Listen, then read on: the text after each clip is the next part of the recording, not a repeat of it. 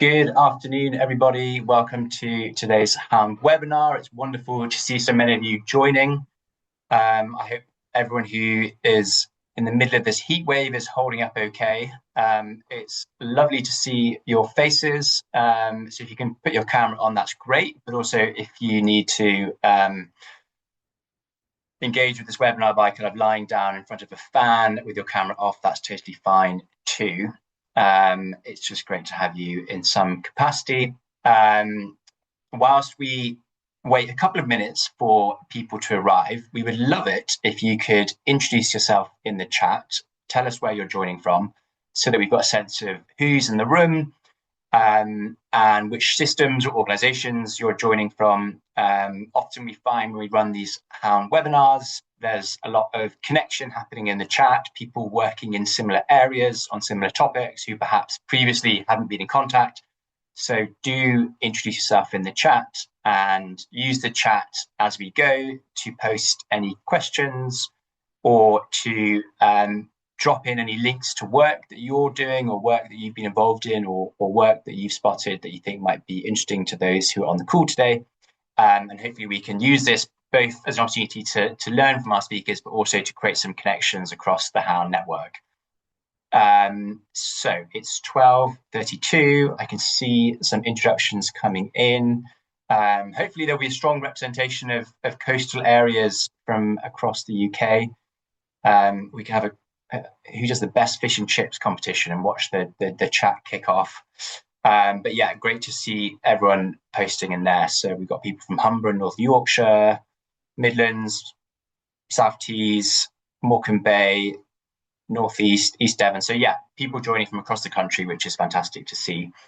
It's 12:33, so I'm going to gently get us going, and please do keep using the chat as we go. So yeah, I'm delighted to welcome you to this webinar where we'll be focusing on coastal communities, the health inequalities that they face, but also some of the work that anchor organisations are doing to try to turn the tide on these health inequalities, and looking at some of the assets that already exist within our coastal communities that we can use to support communities to grow local health, grow local wealth. And we've got a fantastic group of speakers today who are going to be talking through their experiences.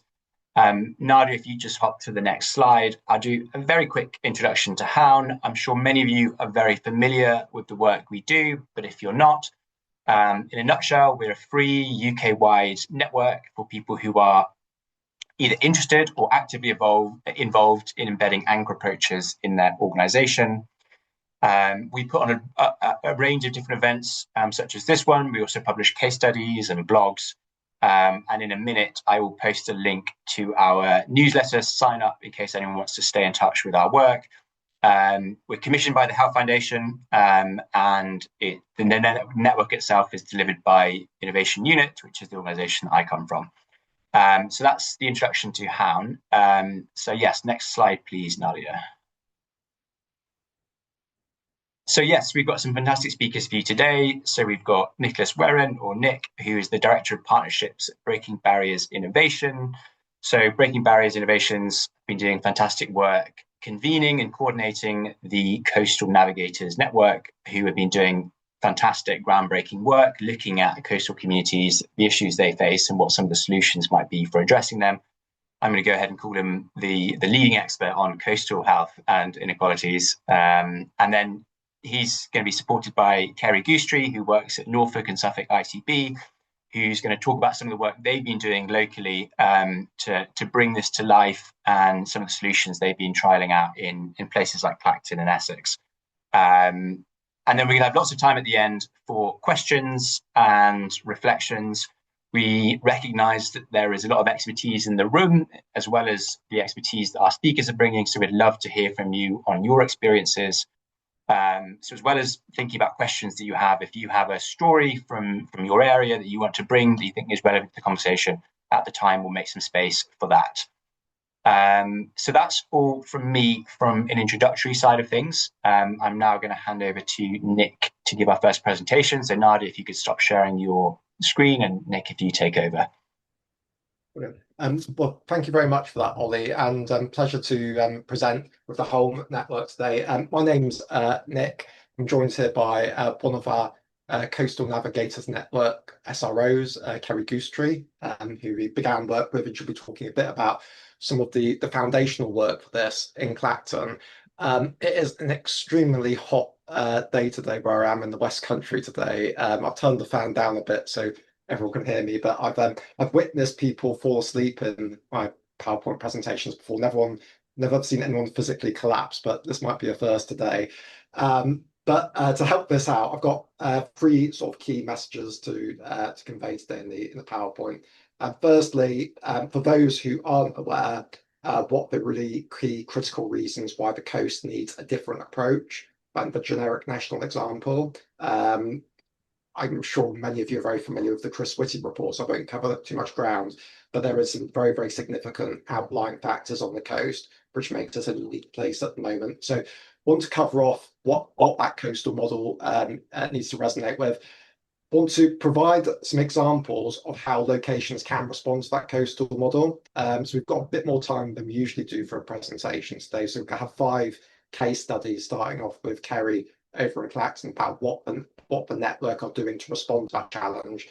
And then just to finish off, we've been 2 years into the network now, and there are some significant emerging patterns about what needs to be done consistently, which I'd like to share with you. So I shall start sharing the slides. Does that show up okay? Yes, we can see that clearly. Brilliant. So half a decade ago, Professor Chris Whitty, in the midst of the national pandemic, he devoted his first ever Chief Medical Officer's report to the state of the nation's health on the coast. And there's a couple of interesting things going on in this chart. So firstly, we can all obviously see the age demographic pyramids being shaped at every half century interval. And it's moving to an element where lots and lots of young people, relatively small, manageable number in terms of health and care systems perspective, number of older people a century ago. And that's changed quite a lot. What we're not seeing in this chart is that in 30 years hence, the 2051 picture transforms even faster because the coast is aging faster than the rest of the country. So the whole country is aging in terms of its profile, but it's aging faster on the coast, and those living on the coast are living the last 10 years in poorer health from deprived communities than they do inland. And one of the major reasons for that is not health, it's around the social determinants of health. People are moving out the coast in their late teens and 20s to seek careers elsewhere. They're coming back in migrations. It's not just people looking for retirement, it's people where the coast represents the last opportunity for them, or local authorities inland are moving people to the coast because housing is cheaper. And that creates not a demographic time bomb, but a demographic shift, which is not going to be solved through generic national examples of health and social care modelling by itself. So there's something which is driving this, which is beyond the control of the existing models of health and social care, which is very, very important for the coast. And then on top of that, you've got an issue of scale. So it's not about tiny villages across the coast. 75% of people live within the Goldilocks zone of, smaller than 100,000, larger than 10,000. So they're big enough to have the challenges. They're big enough to have county lines. They're big enough to have very, very high levels of A&E patients with alcohol and drugs abuse and all sorts of challenges, but not necessarily the same to have the scale to respond to them. So there's an issue of proportionality and scale from the coast, which again is different. They've got the same challenge as rural locations in terms of remoteness, but they've got a different type of model in terms of what's going on the ground. So again, we need to reflect on this and think about what coastal models need to actually challenge this. And then beyond that, got high levels of demand, high levels of people with complex needs coming into the coast. We've then got the hard compass effect, which is profound, and actually is one of the key differentiators between the coast and everywhere else in the country. When it works well for coast, when 100 years ago we had the visitor economy, shipbuilding, things on the coast which drew people in, the model kind of worked. Now we've got a situation where all of those sectors are in decline or being challenged, and people growing up on the coast, 50% of their job market is the sea.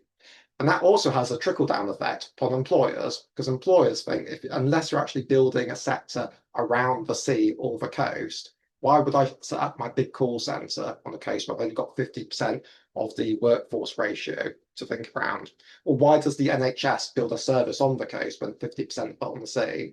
So it creates that additional layer of challenge around the coast. So recognizing these as, is the first part of the challenge, and that finally links into relatively low levels of social and physical infrastructure to address the challenge. So it's this vicious cycle which we're trying to break, and it won't be broken unless we think about something which all of these locations actually suffer from. And this was the central message from the Chris Whitty report. It doesn't matter whether you're in Cornwall or Cumbria, all those locations, they all suffer the same identical challenges, and it's not good enough to trickle down the national generic funding formulas and hope that the coast benefits from it. There's something significant which needs to be done differently around that. If you then look at how that plays out in terms of health across the core 20 measurements, 80% of those are worse off in the most deprived parts of the coast than they are with their inland comparators. So we can see that play out in health. It's even more stark when we look at economics. Doubled amount of economic inactivity on the coast across the 55 locations which the CNN is concentrating upon at the moment, of which you've got 11% of those who have never worked and long-term employed. We had the Alan Milburn report out recently. He said there's about 1 million young NEETs at the moment in the country. Our estimates about at least 1 in 3 of those are related to a coastal location. So we can see these profound impacts. And that's why the network approach is so important, because you don't see that visibility unless you actually bundle all the coast together. Ilfracombe will just be a dot within the affluence of North Devon unless you actually relate it to Clacton and similar places in Cumbria. So the coastal approach is really, really important throughout all of this. In terms of the network, it was formed by the leadership of Professor Bola Lobby, who remains our national ambassador 2 years ago. So coastal communities are now part of the long-term plans priority groups, and they're a core 20 priority group as well. Ed Garrett, who led in Clacton and now is Norfolk and Suffolk, so he's got one of the biggest coastal populations in ICB land, is our chief executive sponsor, and we report to Chris Whitty twice a year, and he engages the network in some of the themes where he thinks are particularly important. And the chair of the network is Lord Patella Bradford. In terms of what the focus is, it is not around research. Research is a byproduct, and we work with a lot of academic institutions and great ones such as the University of Essex, who've got a great Centre for Coastal Communities. But this is very much around the solutions. What is the action which is going to make a consequence difference? I'm not admiring the problem, not seeing it as this is ultimately a national government thing. It has to be a national government thing at some stage, but what can we do independently to actually support it on the ground? So we've got those 4 challenges: scale, the half compass effect, high levels of demand, low levels of capacity. And the Coastal Navigators Network, which is a bottom-up grassroots initiative with locations defining what we want to do to respond to that. There's sort of 3 elements which we're going to focus on. First one, I've covered in part already, the importance of the network model. If you combined all of the coastal communities, including the bigger port towns across the country, it would be the biggest region outside London in the country. If it had a mayor, it would be the most important mayor in the country. But it's not organised that. The coast is organised around the periphery, and therefore it's not just they're not just far away from Whitehall. They're very often very far from the HQs of the integrated care boards or the county strategies. If you look at all the devolution papers at the moment, how many of them actually mention the coast as a important strategy? I don't think there is one at the moment which defines it in those terms. So the network model is really, really important, because coming together, there's so much more which can be achieved. That visibility is such a significant element. And then building upon the visibility, There's the multiplier effect, so how you can use that visibility to attract traction from organisations which aren't providing agency at the moment. So the Coastal Navigators Network, we've got sort of 3 concentric circles. The place partners are where the action happens, but we're engaging as often as we can with national level departments and industry as well. And the reason industry is so important is that when we think about the social determinants of health, we think about the most meaningful we can do on the coast right now is around employment. And there's 5 big sectors across the coast which are there in different combinations, everything from visitor economy to energy and defence, and how we can actually get them local jobs for local people, local jobs for those furthest away from the employment market at the moment. That is the key challenge.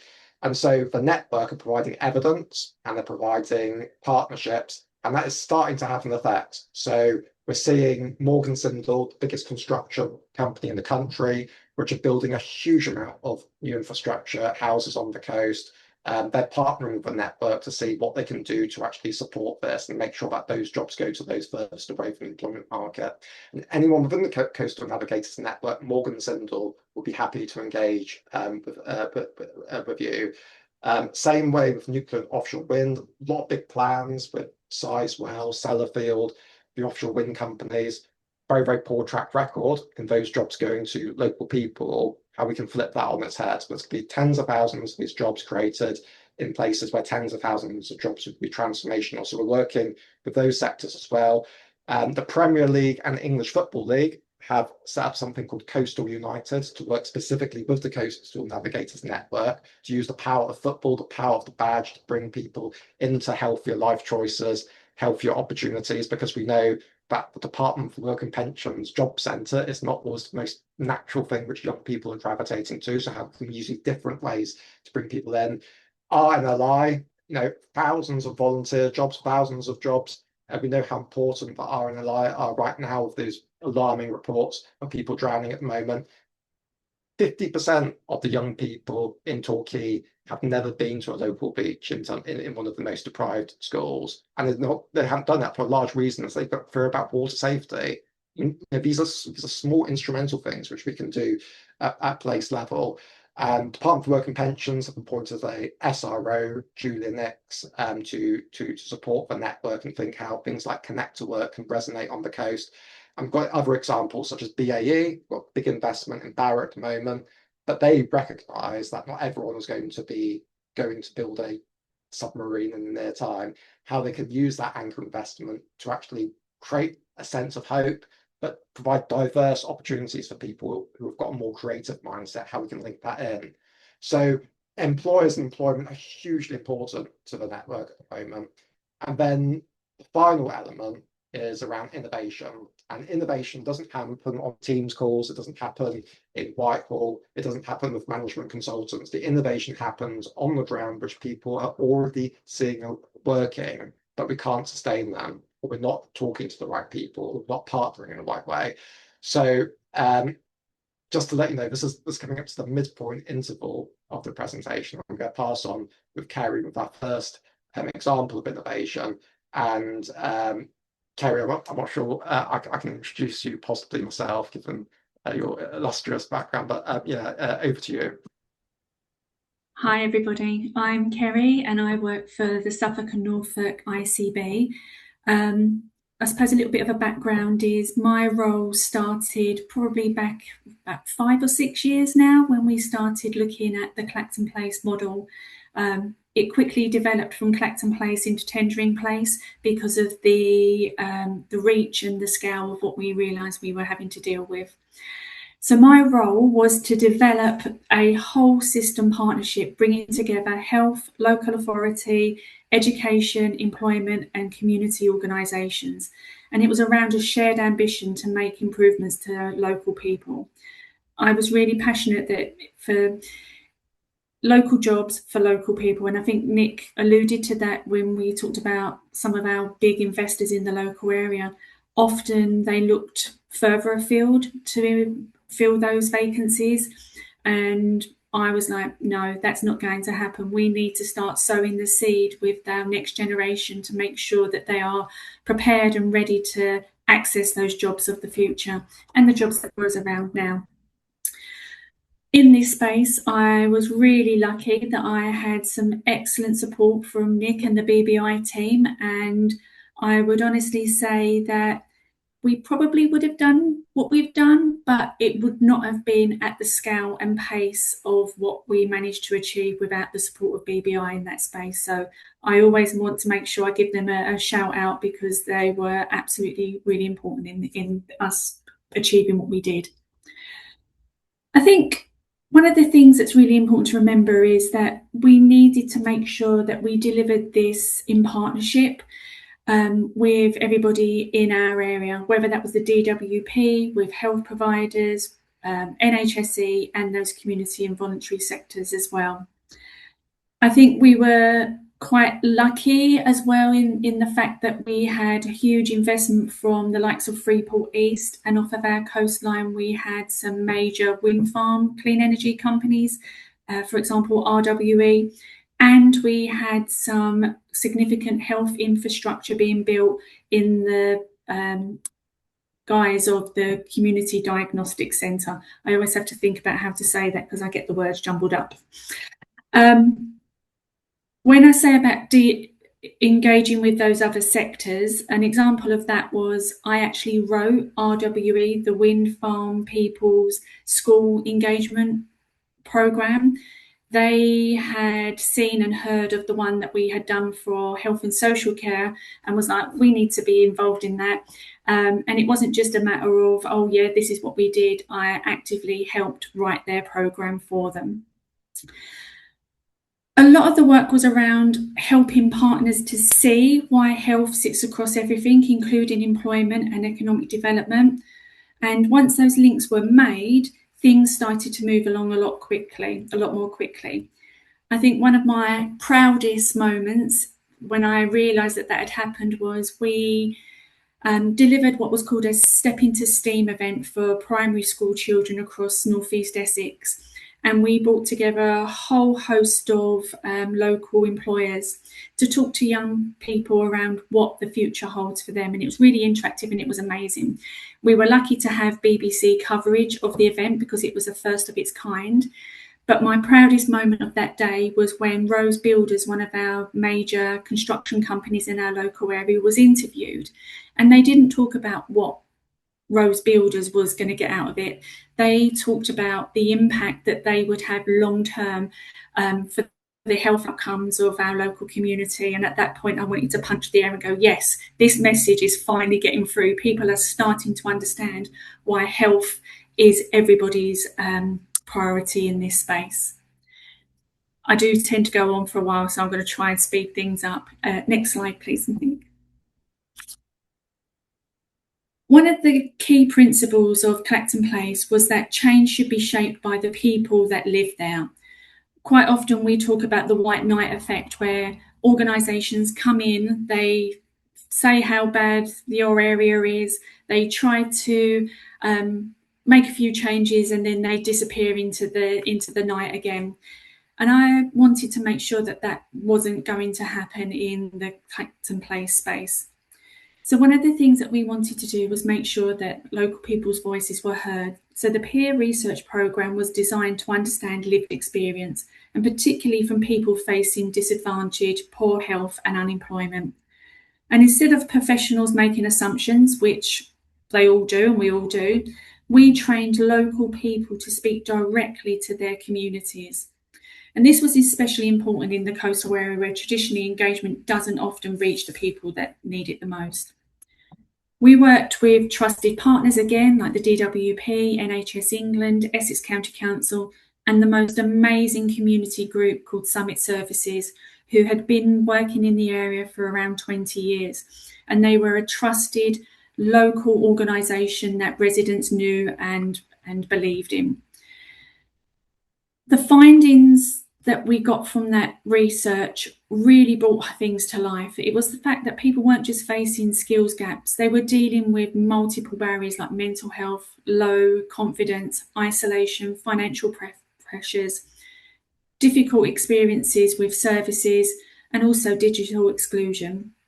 And in response, we developed a pre-employment model with a dedicated buddy approach, linking mental health support, community services, the DWP and employment pathways.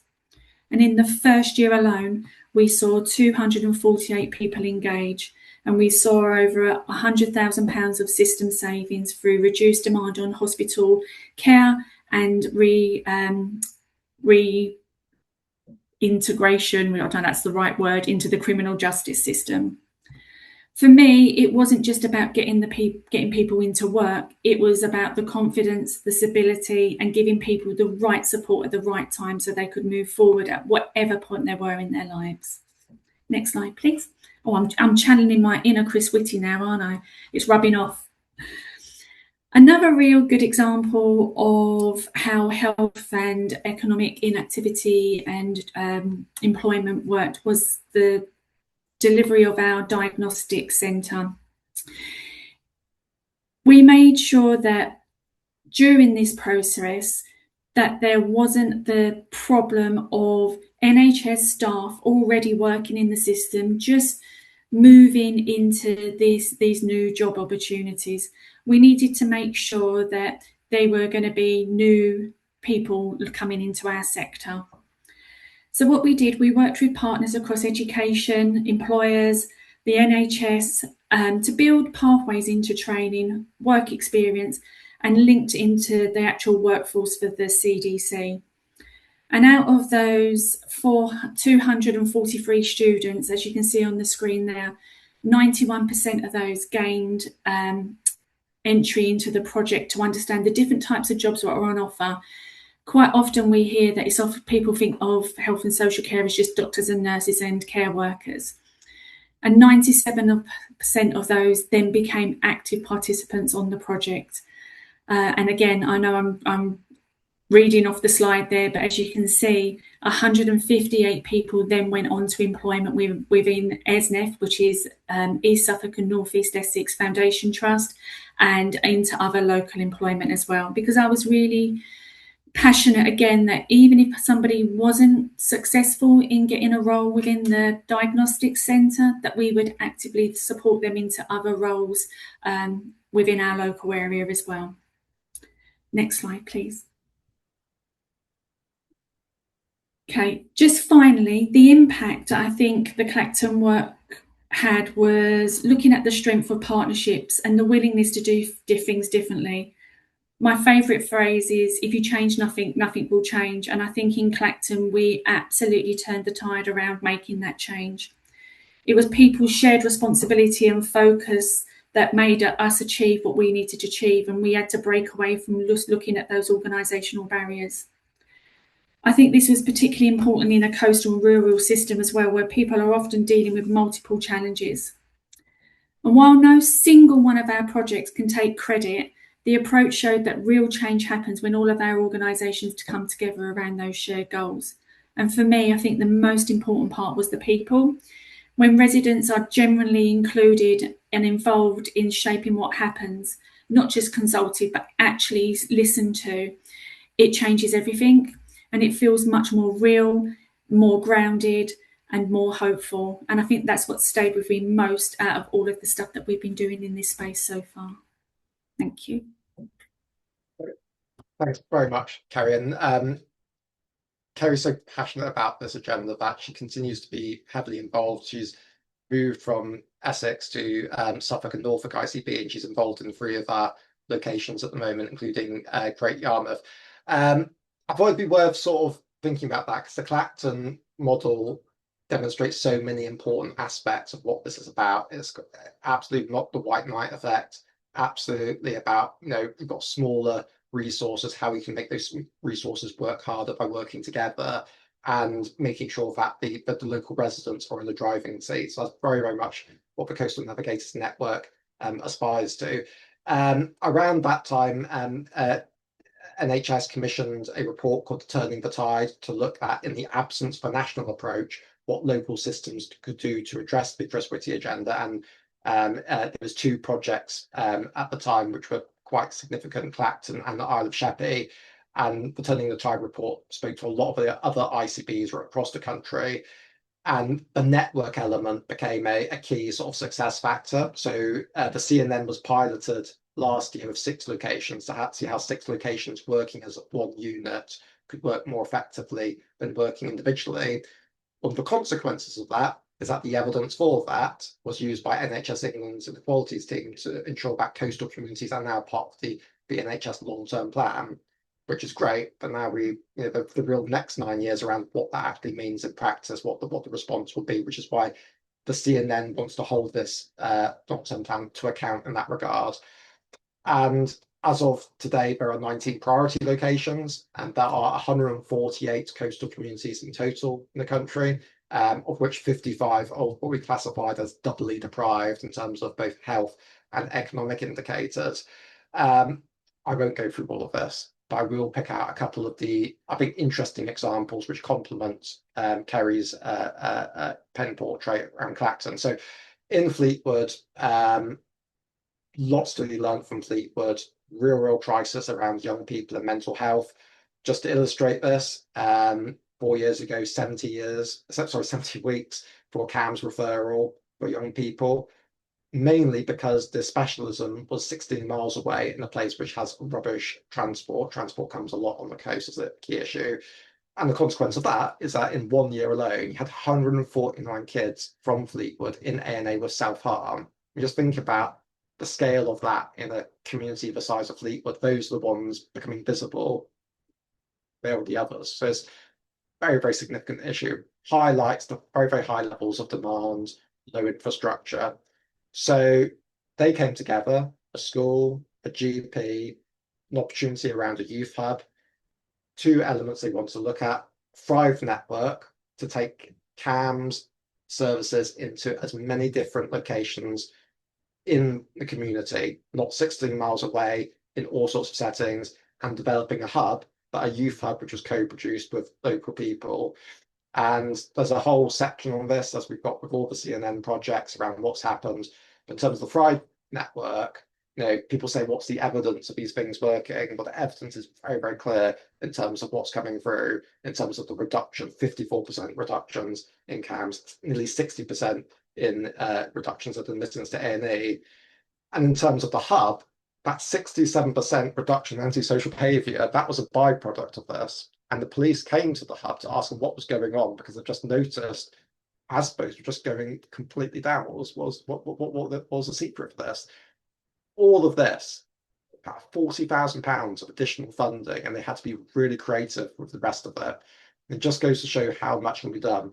The CNN work with them is to ensure that this becomes self-sustainable, and to ensure that that message about what's working is not ignored, and people don't say, oh, we're going to decommission this, how you can actually use that and scale it up rather than inventing something brand new and shiny in London or Manchester. So each of our CNN has an SROs. I put the faces and contacts up for each one. And the network is very much about people learning from each other rather than learning from so-called experts.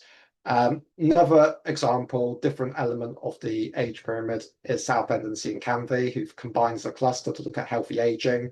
The reasons that looking at healthy aging are there. This is a similar picture to a lot of coastal communities. I'll share the slides, so I'm not going to read these things out, but 3 things which are significant is the healthy aging population isn't there, that people are crashing into services very late at the moment. Deprivation and poor health are very much combined with this demographic, and the NHS and the local authorities are aspiring to do the right things, but they're doing it in silos. The NHS have frailty, the local authorities have high levels of demand in terms of social care. There's no single framework for this. So the work of the CNN over the next 10 years with Canvey and Southend has helped support them, build that single investment plan to ensure that things like Pride in Place are not taken as the regeneration story and the NHS something different. Use it to mobilise advances in care tech and actually make the coast a great place for people to start a business in terms of care technology. And their own aspiration, not ours, has become the healthy aging capital of the UK. And they're doing it through 3 lenses: healthy places, healthy systems, healthy lives, to make sure that it's not just done in one of those domains. Again, there's more information about that which can be shared. And the two leaders of that are the public health and the regeneration director for CANVI. So it just shows, how big the importance of the SROs joining up between health and economic development is so key. Two final examples before I close. Whitehaven, lots of examples of employment in Whitehaven. We've got this big nuclear power plant, which is going to close down for the next 80 years. You've got offshore winds and all the other elements. But young people just aren't going into the pathways. And they recognise that a significant part of that is young people just don't understand what the importance of STEM is at that young age. Are teaching maths like it was in my era. So they've combined all of the social investment from a number of organisations. Instead of doing separate brass plate projects, they combined. The National Lottery Fund become involved. They asked young people how we can make this interesting for you, how we can make it interesting to engage. And young people said that if you took this old department store called Whittles and you turned it into the biggest virtual reality arcade imaginable in the north, we will probably spend time at this facility learning about STEM. And that's exactly what they've done. The ground floor is an arcade. They can participate in it, but they've got to actually learn a new skill, learn how that could be applicable to something in the NHS or the energy sector. So they've really, really collaborated around this thing. And none of that would be possible if one organisation was funding it. It was possible because 8 of them were. So again, that's another emerging example of the project. It's led by Mark Pemberton, who works for a spin-off from Sellafield called Beck, and their big driver is to make as many of those opportunities possible across all of West Cumbria.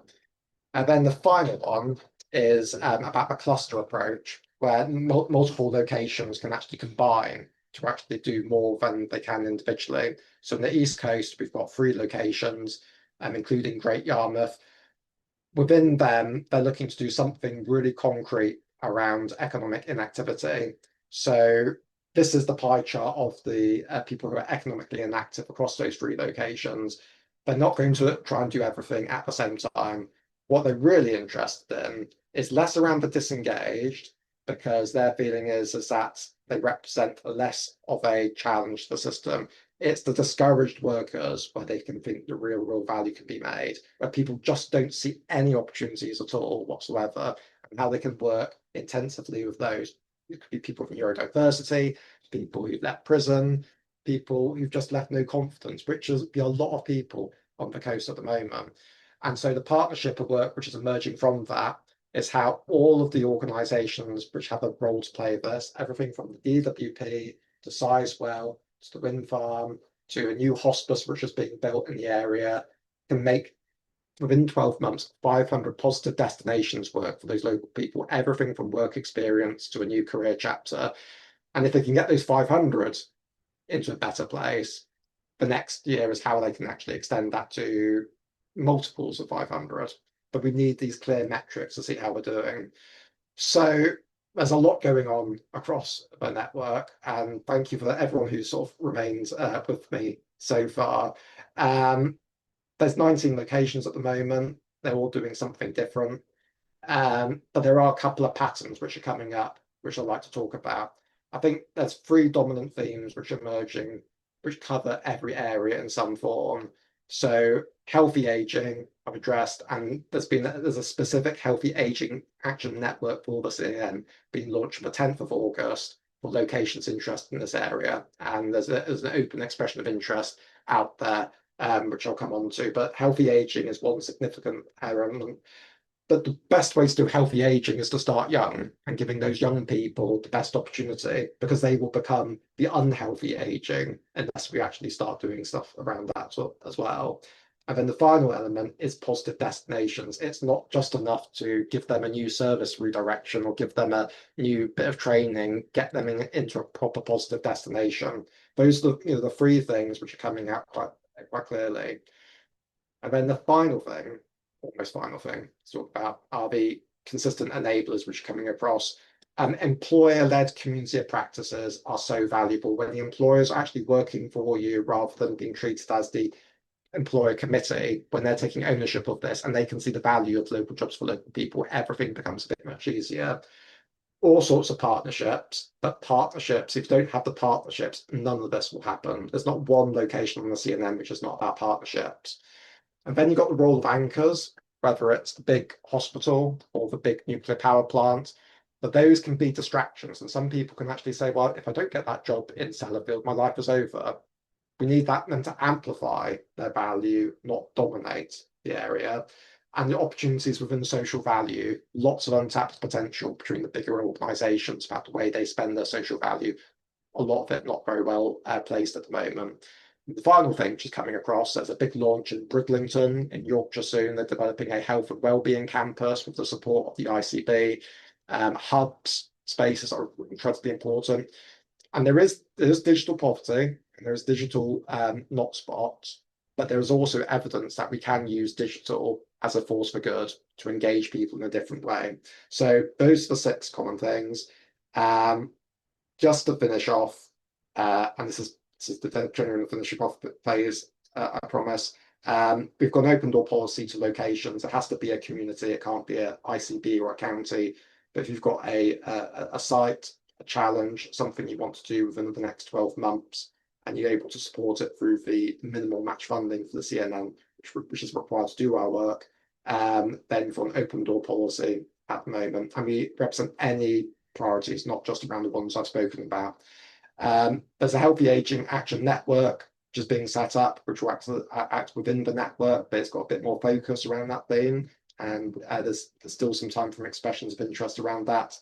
And on the 23rd of July, there's an open day for the CNN. So in Westminster, hosted by Lord Patel of Bradford.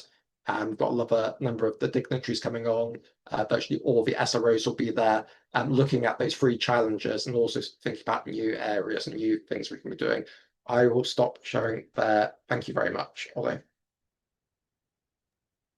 Thank you, Nick, and thank you, Kerry, so much. I think we can all agree that was a fantastically comprehensive presentation, but you also brought it to life fantastically with those examples, Kerry, of the work. So thank you so much. I'm feeling both sobered by the scale of the challenge and some of the health inequalities data that you brought forwards, but I'm also feeling inspired by the examples of systems who aren't just sitting back and giving up, but they're actually working in partnership, taking a whole system approach to actually doing something about this. So it's great to hear about those examples. And thank you, Kerry, for telling some of the stories about how you've put local people at the heart of that. I think a lot of lip service is paid to co-production, but what you've done there is actually just shown what can be done if you do that properly. You listen to residents, you don't just consult them.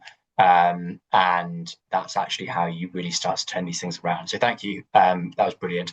We'll have some time now for questions.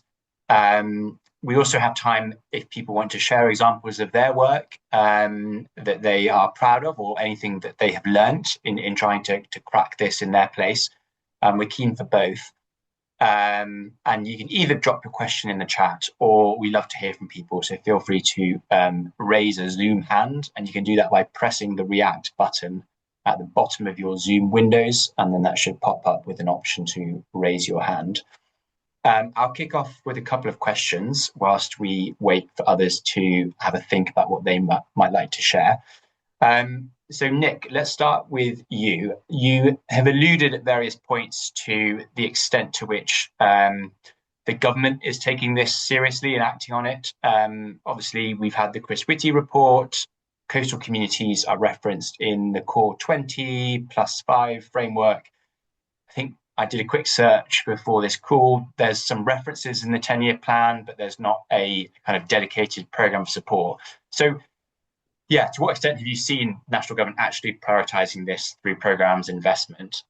If you haven't, what would you love to see the new incoming PM, do around this? What kind of national investment would you think could help make a difference to those doing this work? I think there's 2 things. I think it's a bit tepid, I would say, at the moment. There's pockets of leadership within government, usually someone who's actually experienced living on the coast, who recognise this. But it's very inconsistent, and it's not up to the scale of the challenge at the moment. So I'd say in terms of what would make a difference, the coast is increasingly recognising the importance of joining up things locally to avoid duplication and resources. Extremely loud bike just went by. That message hasn't really filtered through the other way. So White was not joined up around this. They're not connecting. And if they connected better around the reality of the coast and they joined up things like Connect to Work and all the positive things they're trying to do, and they just built it around place, and they thought if we could take some examples of place, what we would do better together as opposed to doing things in the departmental approach, things would be a lot better. Because another issue for the coast is that when things get parachuted in from them from Whitehall, there's expectation they've got all the capacity to set up this brand new program for 40 grand or whatever, and it's going to fly lovely. It's just not reality. So there's so much more which should be done. They could start off with a coastal minister, but that coastal minister has to actually be linked in to civil service decision making, as well as just being a totemic sort of figurehead. Bit controversial there, sorry. Right, we welcome controversy. That's interesting, and hopefully through the work of networks like your own, coastal communities can become stronger and stronger in how they advocate collectively for the health and wellbeing issues that they're facing, and some of the solutions that national government might support. So it's great to hear that network is growing and developing that collective voice. Kerry, a quick question for you, and then I'll open it up to the wider room. This is a kind of England-centric question, so apologies to those joining from the other nations. So the question to you is, it sounds like you're doing fantastic work, and you sit within ICB. Obviously, ICBs have had a really tumultuous year of uncertainty, of being asked to focus on different things, of headcount reductions. And yet we know that the ICBs have played this really important role convening systems around this. So how is it feeling sitting in the Suffolk and Norfolk ICB now? To what extent do you feel like the ICB is going to be able to continue prioritising this and playing that role? I think you made a really good point that it has been a quite a challenging year for ICBs. Would I say we're totally out the woods yet? Probably not, with the changes that's happening at NHS England that's still underway.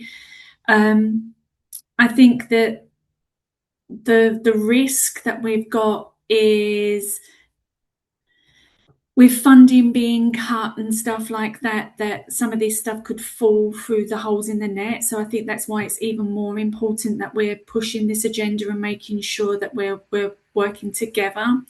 I think from an ICB perspective, I like to describe our role as a bit of a helicopter. We can see everything that's happening, and we are really close to our communities and our partners. And we need to make sure as an ICB going forward that we carry on doing that and making sure that we are joining the dots and bringing people together in this space. So I still think, if I'm being brutally honest, it's not all done and dusted yet. The dust is still settling. But what I am pleased to see is, especially in our ICB, that our chief exec is really passionate around this kind of work, the work that around rural and coastal priorities, the importance of health being a driver with all of those other parts of the system. And I think that the work that we started in Clacton and in tendering has allowed us to be in this new world a bit further down the path than perhaps some have us been. So yeah, not out of the woods, but we're heading in the right direction still. Good. So glad to hear that priority is still there, and that senior buy-in, which we know is so important. Great. Well, I'm going to bring in some questions. So Julie, I see you've got your hand up. Do you want to come off mute? And we'd love to hear from you. It was just, and I had put the question in the chat, but it was just, how have you worked to ensure that employers, all of these opportunities, are still not focused on qualifications? I say that having grown up in Waveney and some challenges with my sister, had some job changes following bereavement. And it was still, at that point, she's got quite a high, whatever the BTEC equivalent of a degree is. And they were still obsessed that she didn't get GCSE maths. Fortunately, she is in employment now. But it's all those things. And that's someone that really wants to work. And we see it in health as well. It's people with transferable skills such as caring responsibilities, parenting, all those things that are not recognised because they're not accredited pieces of paper. So it's just, how have you had successes with that and making that work? And that, I mean, there's another classic example there. My family's still up in Suffolk, that the local authorities are giving grants for people to open their homes to external people because there's no accommodation, and yet not giving the types of support it feels like to local people that already live there and don't have those opportunities. Shall I start? I think one of the things is around pathways and making sure that what opportunities are available are shared by numerous methods. I think quite often we fall into a trap of, we advertise a job on NHS Jobs, for example, which we all know how wonderful that platform is. So I think for me, it's looking at how we advertise those opportunities, who we bring into that space. So again, making sure that we're using our VCSE organisations to help facilitate getting those messages out and that support that people might need to get them onto that next pathway. I think we need to be looking much more at transferable skills and that, rather than getting people trained up for particular roles. I know this is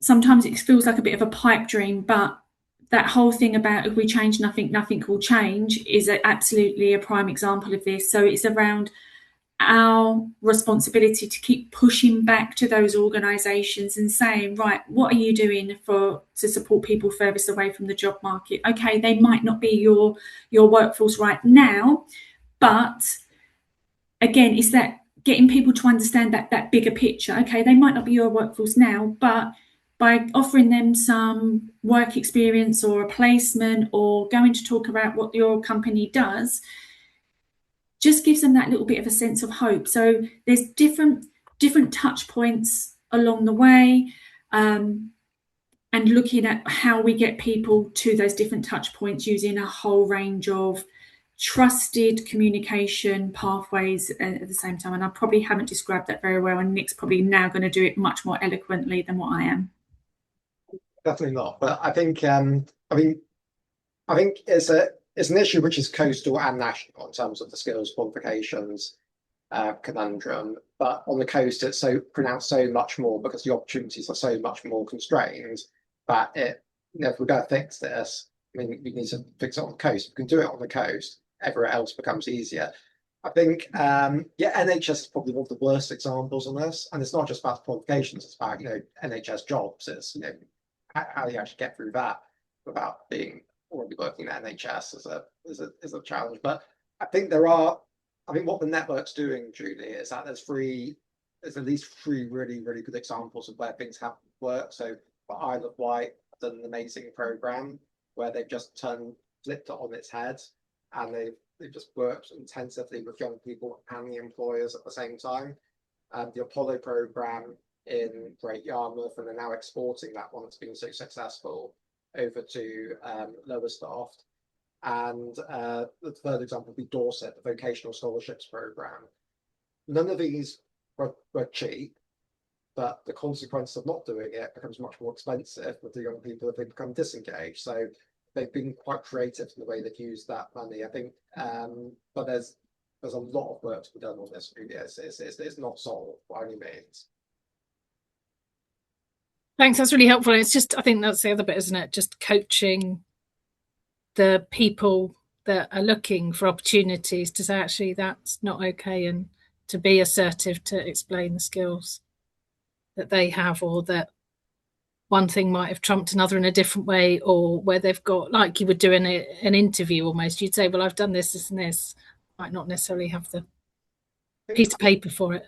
I think there's a real fear in a lot of the HR departments and in bigger employers, public and private, that if we change things, there's going to be a negative consequence. Yeah. And it's just like, we did one project where we just said, look, don't do any CVs, just do a simple expression of interest.